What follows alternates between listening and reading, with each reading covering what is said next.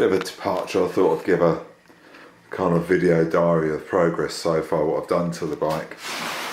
From the front end, I've taken the old crappy old square headlight and the clock binnacle off. It looks a bit crap. I've also taken the high-rise bars off and put some trial type braced Renthal type bars on there, just to make it a bit flatter and a bit more comfortable. I'm going to go put a chrome speedometer on there as well. The tank, I've taken the badges off together with the brackets, use some P40 fiberglass reinforced filler, then P38, and finally Holt's fine finish putty with rubbing down in between to get them nice and smooth. I think it'll be okay. Obviously I'll need to put some high build primer on it, rub it down and see what the gloss looks like if there's any imperfections, but I'm quite hopeful that that's going to be fine, so that's a move forward. Also done some polishing on the engine cases, got a bit bored with doing all the other bits and pieces to see what they come up with. They don't come up too bad actually. The bit of abrasive paper and then some Autosol on steel wool, and then finally a buff up with Autosol. They don't come out too bad. Obviously I will take them off and do them properly, but to be honest, they're not that bad. There's some corroded, what looked like corroded parts of the casings, but they haven't come out. They seem to have lasted okay, or it seems to have got rid of any corrosion. It's not deep corrosion, so I'm quite happy with that. But obviously I'm going to need to do some more with this lump. Probably going to be painted black, and then the rocker cover, that's going to have the same treatment as the side panels. That's kind of future work. One of the things I was thinking of doing is where we've got the cabling coming up from the generator and also from the brake switch, rear brake switch. I was thinking of using these holes here with the grommet in to run the cabling up underneath the tank, so it looks a bit neater. Get rid of this monstrosity as well, and just poke it through there, bring it up on the inside, and it's all nicely hidden and tucked away. Might look a bit smarter.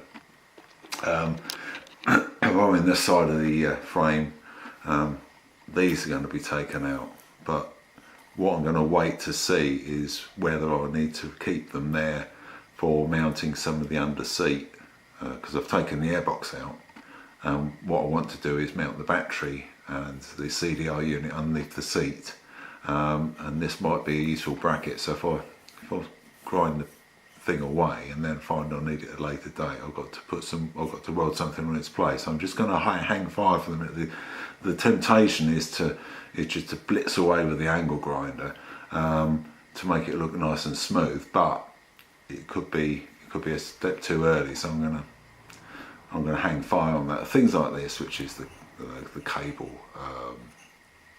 clip, that's going to go, because what I'll do eventually is I'll use some proper use some cable ties with rubber casing on there just to mount it on the frame, so that'll be fine. The helmet lock has gone because it basically looks shit, so that's gone.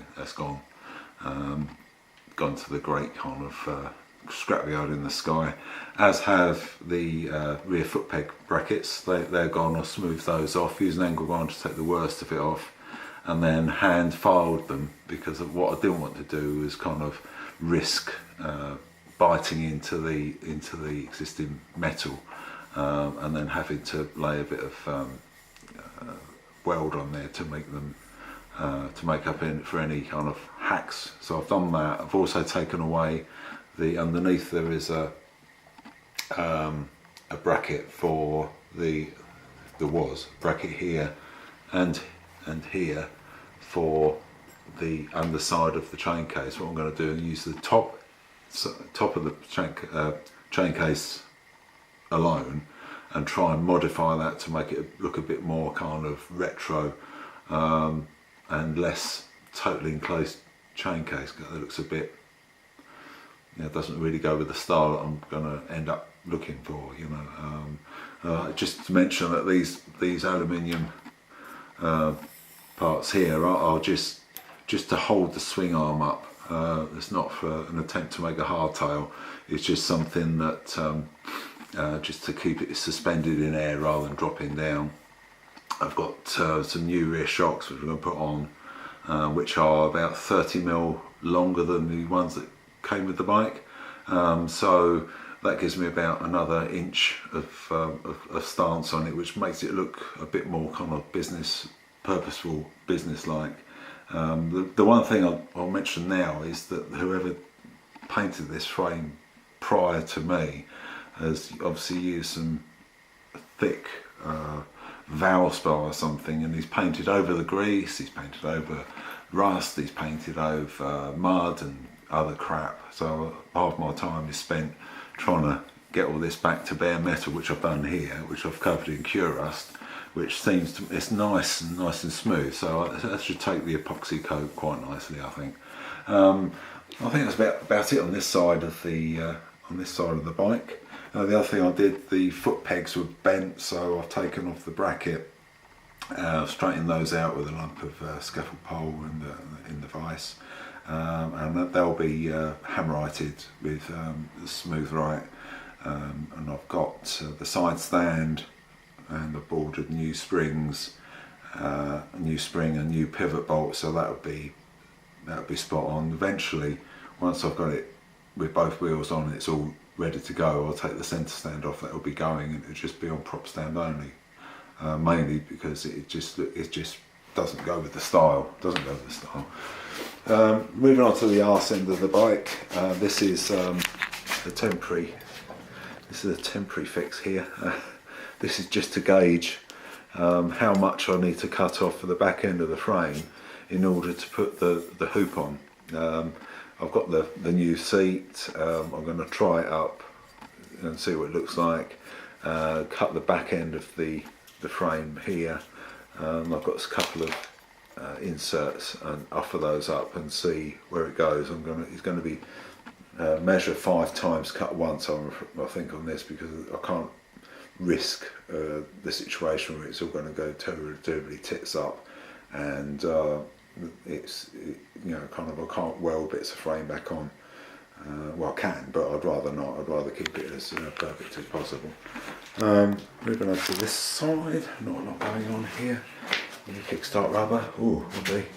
I've taken the airbox that I mentioned earlier, that's gone, and I've got a K&N type cone filter going on the carb. Not much else going on this side, apart from the other side, on the nicely smooth tank that is. And the only other addition down here is I'm not going to have a tacho, I'm just going to have a single speedo.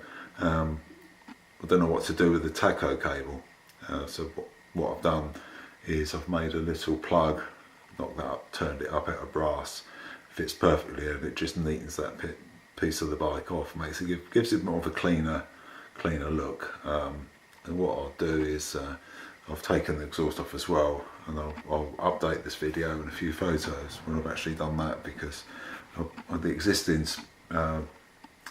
exhaust is here. I ordered one off of eBay, and the guy said it's in perfect nick. It's not in perfect nick. It's worse than this.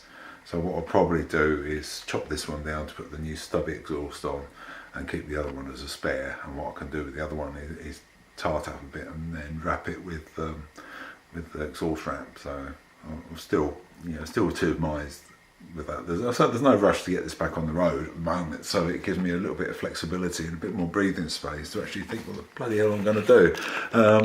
So this here is just a mock-up of the space model of the battery I'm looking to put in there. Originally it had the old 12 volt flooded lead acid.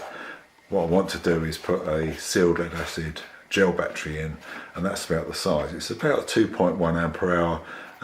So it should be good enough for powering the lights, and it will charge nicely. And I was thinking of putting it either here or putting it underneath the seat hoop here. I've got a couple of options, but until I start seeing how it aligns with everything else, that's as far as it goes at the present. I've just got to find somewhere for the CDI, which is a bit of a pain in the arse because it's a funny shape. You got this, it's this nice square or rectangular box, but I've got this sticking out. If that was this end, it'd be easier just to put somewhere, but it just sits too high. There's got to be a way, somewhere to put it. I just I've found out what it is yet. So that's about it for now. It's just an update showing what I've done. I will update this as we go, but that's about it for the moment. You say the other thing, it was only not a major, but when I bought the bike, it had the brake lever and the clutch lever. Brake lever was this colour, but the clutch lever was black. So what I've done, I've just rubbed it back using a bit of wire wool and Ultrasol, and they both match now. So it's happy days. So yeah, I'll be moving on. So the next thing I'll be doing is cutting the rear of the frame to put the hoop on, get that looking about right, and then I'll MIG it on. The front end, I've got the new round headlight to go on there with the brackets which fit on the side. I've got rid of these crappy old chrome things. I sold those on eBay, so that they've gone. But it can all be sorted out, the wiring will be sorted out, the speed, I've got all that ready to go. It's just a matter of it's so bloody cold at the moment. I don't feel too inclined to be out here doing much, but I want to, because I want to try and get it done before beginning of April really, if I can. But I'll keep you posted, but this is it so far.